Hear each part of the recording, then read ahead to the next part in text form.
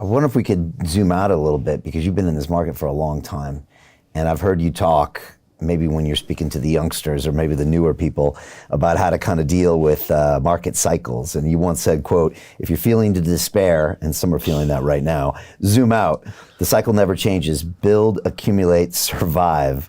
And when the tide turns, you'll be glad you did. You also said crypto isn't always hype and moonshots. Sometimes it's just endless waiting, watching your bags drift sideways while you scroll crypto Twitter for scraps of excitement. Patience is part of the grind. And the last one you said, I love this quote, by the way, Greg, if you stay bullish, you don't have to get bullish. That's the way I feel about this market. I'm just bullish. Yeah. You know, the price of Bitcoin doesn't change my opinion at all. But maybe you can talk a little bit about these quotes, because this sounds more like a really seasoned, trader to come out with things like that. Yeah, and again, I've been speculating and trading a long time, and again, like that activity has afforded me a ton of opportunities. When I first got into crypto, I was in college, and I was still working, as a software engineer. But I remember when I really first started to understand what crypto was, I was so excited by it because, I went to school in Boulder, right? Boulder has a very thriving entrepreneurial community, right? There's a ton of great tech that comes out of there and a ton of great companies that are ultimately born and ultimately incubated there. And at the time, I was working at a car dealership. I finally got my first software job. I had a little bit of disposable income. That job offered to pay for the rest of my school. So I was working and going to school, just busy as can be. But I wanted to invest in some of my friends' businesses, right? As in small businesses of friends that I knew or people that I had met around the Boulder startup community. And, the reality is in the Western world, in most places in the Western world, you can't just go invest in somebody's business. Like, you have to be an accredited investor, which means like you have to be making a certain amount or have a certain amount of net worth. And it's a high watermark, right? And it's basically like the government telling you they don't trust you, but really it's to keep rich people rich and poor people poor. That's the reality. It's scandalous. It's I think it's one of the most shameful things in the entire world, because it's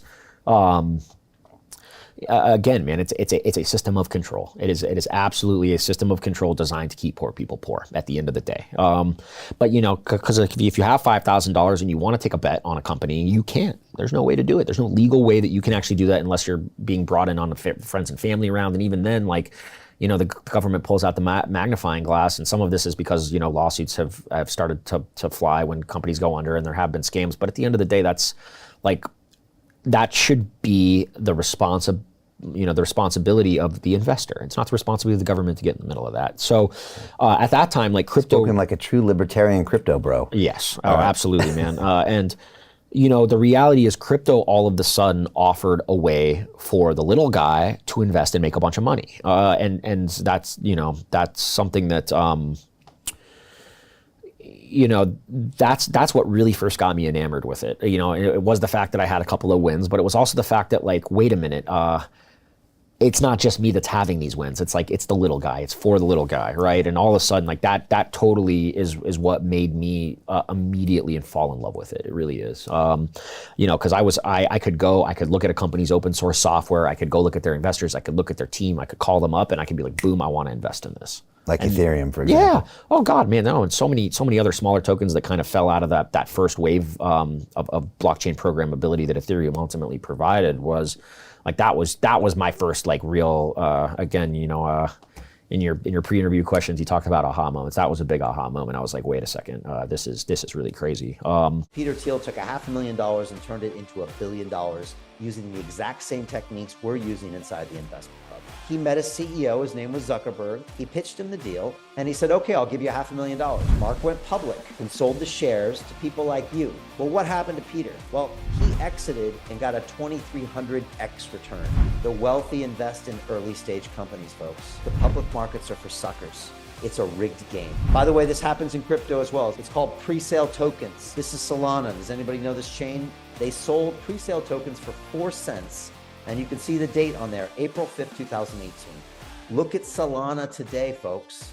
That thing's up over 1,000x. The media and Wall Street and all these hype people get you to buy the top. Meanwhile, they put their clients in at the bottom and they use you for liquidity to make their clients rich. You can play this same game. You just have to have the financial education and the deal flow. That's it. But market and market cycles right now, like the crypto market cycle is attached to the Bitcoin halving, right? Like every time the Bitcoin reward halves, 12 to 18 months after, you see the peak. It's like clockwork. It has never failed. It will never fail. Like the reality is Bitcoin is, it is the master asset because not only it was first, but because proof of work is such, I don't want to call it perfect from an algorithmic perspective, but it's so rooted in a physical process of energy production that it's, and for whatever reason, like, when you create, and it's just basic economics, right? When you start to reduce supply and keep the demand steady, the price is going to go up, right? It's going to go up. That the Bitcoin, the Bitcoin halving schedule, when Bitcoin halves and all of a sudden there is, almost effectively like a supply shock from the miner side, like that's going to drive the price up, right? So my investment strategies do revolve around that, and they always have. But again, like even if you, even when it comes to that halving cycle, zoom out, man, look at the freaking, look at the chart and realize that we're still early. Again, like energy, $130 trillion. Crypto, even notionally, when you include all the derivatives, it's probably got to be less than $10 trillion. So like we're still early. This is still a nascent asset class. And, at the end of the day, more and more traditional assets are going to start to be represented on chain. And again, like the floodgates have opened. So, I very much, like, I'm not really one to like day trade. I don't day trade. I don't speculate. I find plays that I believe in and I go all in. That's how I operate. It's really, how I believe the average investor should operate. You still holding your Bitcoin? Yeah. Oh God. Yeah. To the moon. Again, I got my whole family in on it. Parents, mom, dad. My dad's, back in the early days, man, we had a bunch of miners running in my dad's basement. That's how I really first got into it. Me and my dad were building GPU rigs as fast as we could at one point. Like me, him, and my brother. That's amazing. So dad has Bitcoin too. Oh yeah. So not many dads. He's got a bunch of crypto. Yeah, he's got a variety. Austin, my partner's dad, man, he's all in crypto too, man. Like he comes from a crypto family. Austin's brother's who was a very, very early participant in Bitcoin, and we very much have tried to indoctrinate our families, make it a culture. My dad has a master's from Caltech in electrical engineering. And on top of that, he's also just one of the smartest people I've ever met. But he's also over 80. And when it comes to crypto, it's very age related, I think, when it comes to people being able to get their head around it, which is why maybe the Warren Buffetts of the world never will. Yeah. Oh yeah. And I mean, I know Dan Tapiero really well, runs a multi-billion-dollar fund called 1RT. He's been in the space for a long time. And he said, Brian, I go around the world, and he's like, I can pretty much orange pill anybody I talk to with enough time. But he said, it's the sweet spot is right around the 50-something, where they're above that, it becomes exponentially harder. And when it's below that, it becomes exponentially easier. I got a 7-year-old son who's got more digital assets than CZ because he plays Roblox and everything. And if you explain it to him, he's like, yeah, duh. But if you explain it to my dad, even as smart as he is, he's like, no, I don't believe in it.